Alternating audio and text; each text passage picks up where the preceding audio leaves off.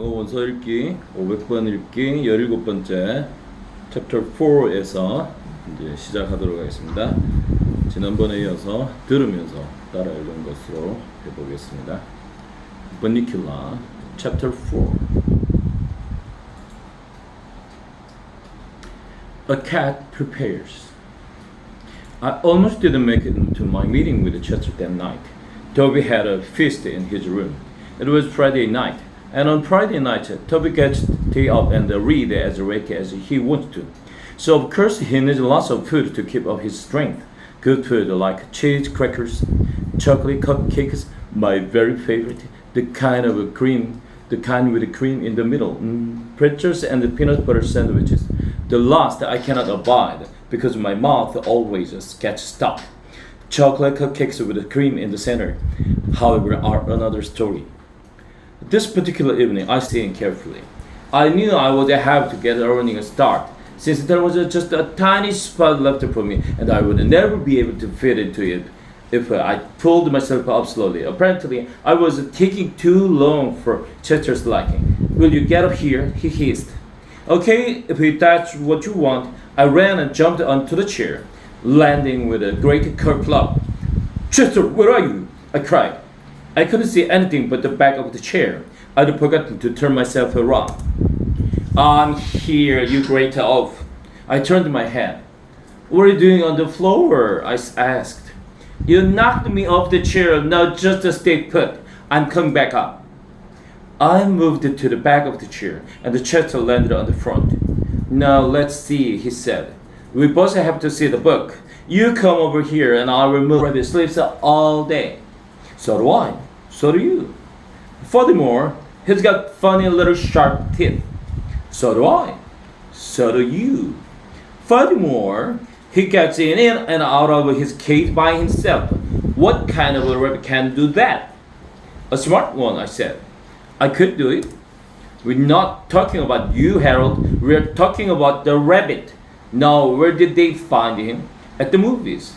"Yes, but what movie?" "Dracula," I said. "So?" "So," he said quickly. "Remember the note around his neck? What language was it in?"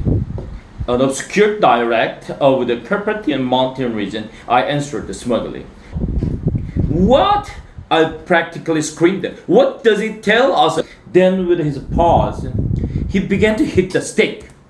"Are you sure this is what they mean, Chester? Am I anywhere near his heart?" he asked. "It's hard to tell," I said. "All I can really see are his nose and his ears. You know, he's really sort of cute."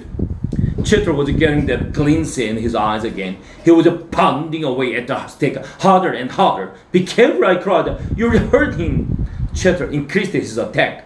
I was really getting worried when the door opened and Mr. and Mrs. Muller were suddenly with us in the room. "Chester," Mrs. Muller screamed, "what are you doing with my dinner? Robert, get that stick away from Chester." "And what's the matter with the vernacular? Why is he on the floor?" Mr. Muller took the beautiful stick away. I whisked it upon the parallel with tears in my eyes.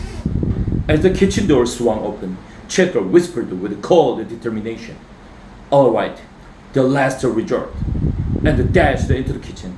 Seconds later, he was back, carrying his water dish between his teeth.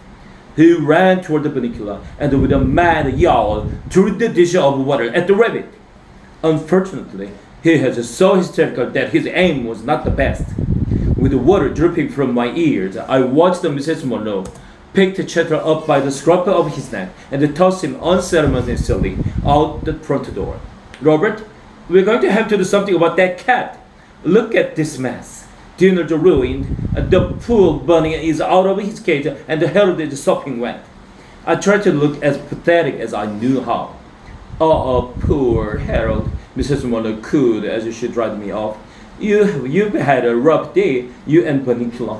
I don't know what's the matter with your friend, but unless he learned how to behave, he will just have to spend the night outside."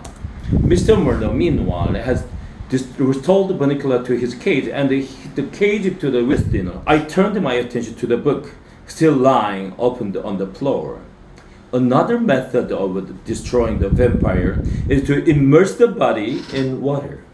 The body will then shrivel, and disappear as the vampire emits one last scream of terror. Phew, I thought. So that's what he was trying to do. Thank goodness he missed. I had no regrets about missing a scene like that. Poor Bunnicula. I looked over